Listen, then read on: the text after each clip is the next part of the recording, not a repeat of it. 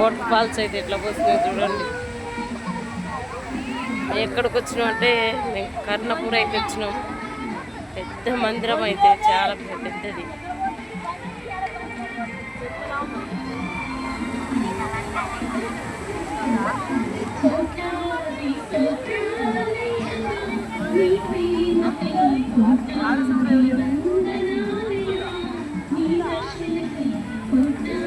ఎంతోమంది లక్షల మంది ఉన్నారు.